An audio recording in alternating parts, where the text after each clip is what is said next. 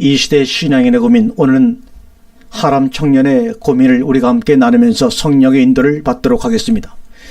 그 청년의 고민은 믿음 생활하면서도 가끔씩 불신이 생길 때가 있습니다. 이런 고민입니다. 두 번째, 영적인 삶을 살아야 한다는 것을 알면서도 세상적인 욕망들이 너무 많이 보입니다. 그런 것들이 내가 쫓아가고 있을 때, 예를 들어 친구들과 비교되는 것, 편히 먹고 마시고 즐기고 싶은 것 등등입니다. 믿는 배우자를 만나야 한다는 것, 안 믿는 자라면 내가 영적 전투에 뛰어들어 전도해야 된다는 부담감 등이 있다고 세 가지의 상담을 의뢰해 왔습니다. 첫 번째로, 믿음 생활하면서도 기도 생활하면서도 가끔씩 불신이 생길 때가 있습니다. 이렇게 고민합니다. 기도 생활, 믿음 생활 하면서 가끔씩 생기는 불신의 정체는 무엇일까요? 기도와 믿음의 특성이 무엇인가요? 이루어지는 것이죠. 믿은 대로 되는 것, 기도한 대로 이루어지는 것이 핵심인데, 그런 것들이 눈에 보이지 않고 교회 가면 기도하라고 하고 문제가 생겨도 기도하라고 하니 기도는 해도 이루어지는 것이 없고 자연히 해이와 불신이 생길 수 있다고 생각합니다. 그래서 믿음이란 용어의 정의부터 올바로 알아야 한다는 것입니다. 기도도 마찬가지입니다. 기도에 대한 것은 이 책 앞부분에서도 다루어 놓았으니 한번 여러분께서 참고하시기를 바랍니다. 그리고 믿음이라는 것도 뒷부분에 다루어 놓았습니다. 믿음은 자기가 어떤 대상을 믿는 신념이 아닙니다. 믿는다는 동사가 명사되었을 때 믿음은 존재입니다. 그러므로 믿음 생활한다고 하는 말은 믿음 곧 그리스도의 생활을 한다는 말입니다. 따라서 그리스도와 안에 계시는가와 계시다면 그분의 의도대로 살고 있는가가 믿음 생활인 것입니다. 그러나 자기의 신념이나 의지를 가지고 어떤 대상, 즉 예수님이나 하나님을 믿는 것은 성경이 말하는 개념이 아니고 세상적 상식이며 인간적 신뢰인 것입니다. 그렇기 때문에 실패하면 흔들리며 불신과 해이가 들어오는 것이며, 그런 현상들은 어쩌면 당연한 것이라고 말할 수 있을 것입니다. 신앙생활을 우습게 보거나 쉽게 생각하지 마십시오. 한국 교회가 신앙생활을 너무 우습게 만들어 놓았다는 약점이 있습니다. 선교 초기에 무지한 백성들에게 소망을 주고 힘을 주기 위해 쉽게 접근하는 방법을 취했기 때문인데, 성경은 냉정합니다. 싸구려 사건 목자가 떠들어낸 약장사식의 복음으로는 하나님 나라는 어림도 없습니다. 하나님의 나라고 천국은 하나님이 아니면 그 누구도 호언장담이나 큰 소리도 통하지 않는답니다. 이제 청년이 성경을 직접 찾아가며 확인하시기를 바랍니다. 누구의 이야기를 듣고 누가 그러더라 하는 식의 그런 것을 말고요. 이제는 말씀을 통해 직접 그분을 만나는 체험을 하신다면 아마 그런 해이나 불신의 흔들림에서 완전히 해방될 것입니다. 청년에게 충격적인 말씀 하나를 던지고 이 답을 정리하죠. 청년의 흔들린 마음 안에는 주님이 거처하실 수가 없어 지금 그분이 계신지 모르겠다는 말입니다. 그분이 안 계시다면 청년의 운명은 하나님 나라 사람이 아니죠. 그 증거를 말해볼까요? 요한복음 14장 1절부터 3절까지의 말씀입니다. 너희 마음에 근심하지 말라. 하나님을 믿으니 또 나를 믿으라. 내 아버지 집에 거할 곳이 많도다. 그렇지 않았으면 너희에게 일렀으리라. 내가 너희를 위하여 처소를 예비하러 가노니 가서 너희를 위하여 처소를 예비하면 내가 다시 와서 너희를 내게로 영접하여 나 있는 곳에 너희도 있게 하리라고 주님이 분명히 말씀하고 계시지 않습니까? 여기가 어디입니까? 나 있는 곳에 너희도 있게 하겠다는 말씀이 신자가 죽어서 간 천국을 말하는 것일까요? 천만의 말씀입니다. 아버지의 집이 어디입니까? 히브리서 3장 6절에 그리스도는 그의 집 맡은 아들로 충성하였으니 우리가 소망의 담대함과 자랑을 끝까지 견고히 잡으면 그의 집이라.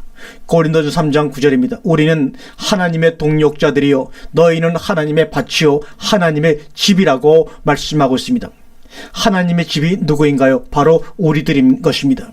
그렇기 때문에 우리들이 하나님의 거처할 곳이요 하나님의 집인 것입니다. 우리 중에서 어디입니까? 바로 우리 마음입니다.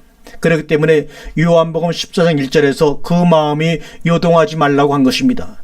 요동하는 집, 곧 흔들린 집에 거할 수 있습니까? 안에 거하다가는 집이 흔들리면 뛰어나와야죠. 안 그렇습니까? 개역성경에 근심하다라고 번역된 원어는 타라세스토, 메타라세스토, 히몬 헤카르디아, 피스트에테 에스토온 네온 카이 에스엠의 피스트에데.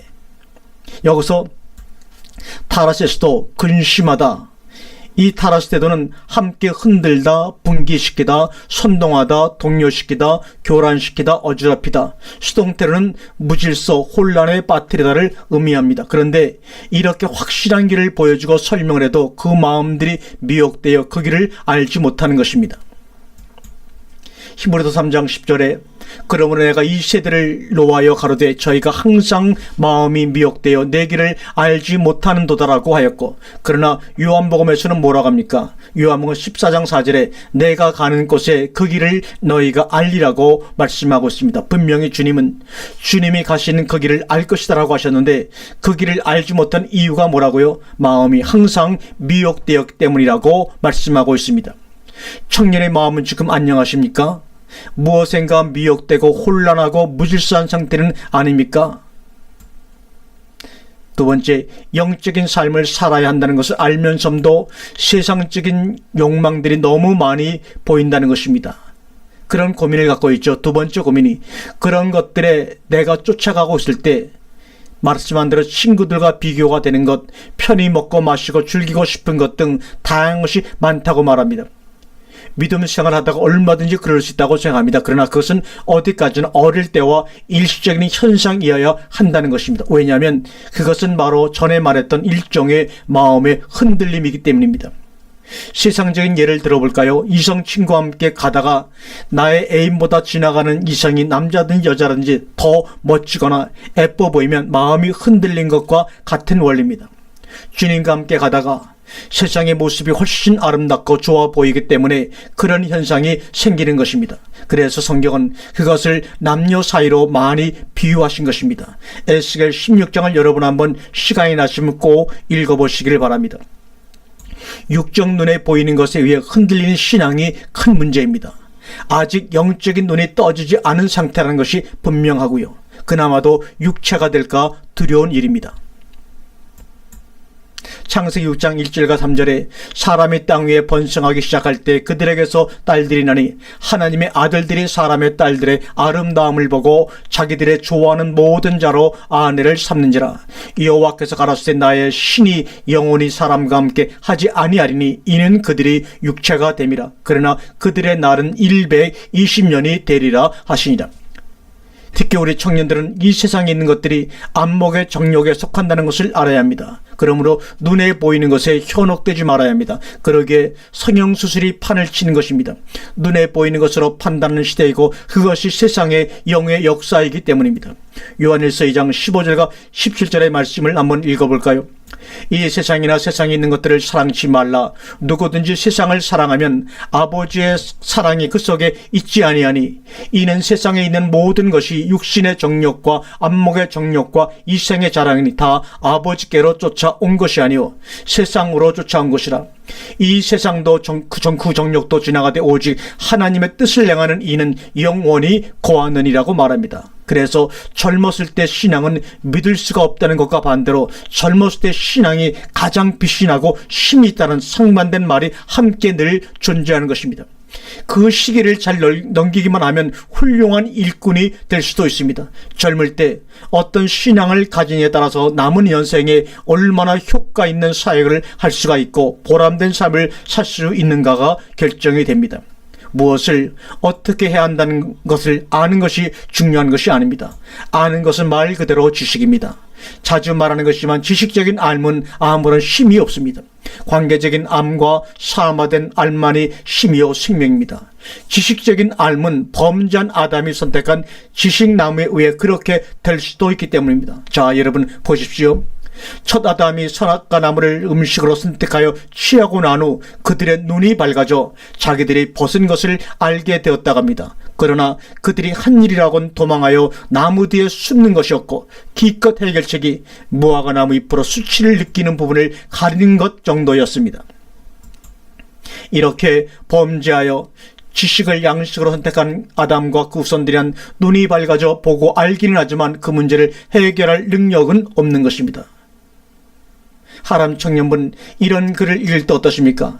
내가 알기는 알지만 알면서도 자꾸 세상 쪽으로 기울어지는 것은, 그렇다면 아직도 내가 첫 아담의 후손, 그렇다면 내가 아직 구원을 받지 못한 상황, 아직도 첫 아담의 모습이 그대로 남아있어서 그렇다는 것입니다. 우리가 거듭난다고 하더라도 아직 어린아이 상태입니다. 그렇기 때문에 힘이 없지요. 아직도 보호를 받아야 하고 젖을 먹고 자라야 하니까요. 그 상황에서는 청년 같은 현상이 많이 일어날 것입니다.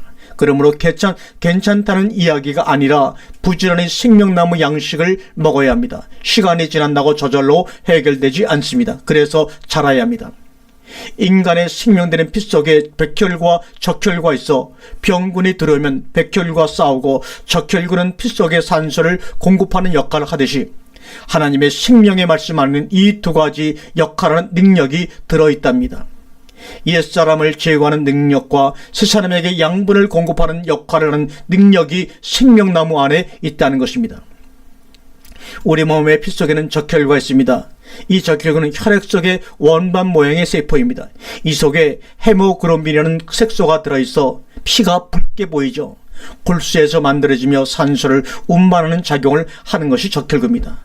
이에 반해 백혈구는 혈액 속에 있는 수시로 모양이 변하는 세포입니다. 골수나 지라 또는 림프샘에서 만들어지는데 적혈구보다 크고 무색의 핵이 있습니다. 체내에 침투한 세균들을 잡아먹습니다.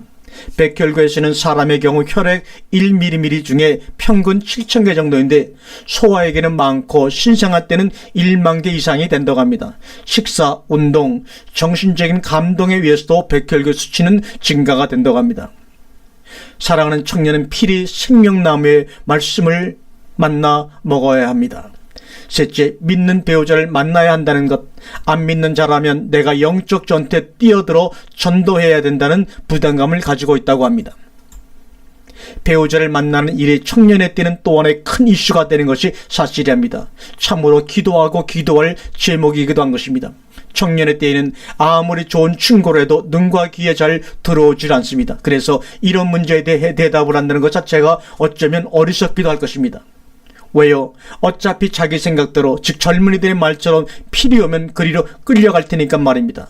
나이 든 사람은 살아본 노하우가 있어서 충고와 조언을 해주건만 젊은이들은 감정의 느낌이 우선이니 그의 차이점은 영원히 평행선일 것입니다. 그래서 할 수 없이 필이 오는 사람과 살아보고 나서 깨닫는 수밖에 없다는 것이 결론입니다. 그래도 혹 우직한 청년이 있어서 성경적인 충고와 인생 선배의 조언에 귀를 기울이는 자가 있을지도 몰라 이렇게 영상을 통해 여러분에게 말씀을 하려 합니다. 남자들은 눈과 코에 약하고 여자들은 귀에 약하다는 속설인데 그래서 남자들은 여자를 달콤한 약속과 말로 유혹하고 여자들은 남자를 외모로 꾸미며 화장을 하여 유혹합니다.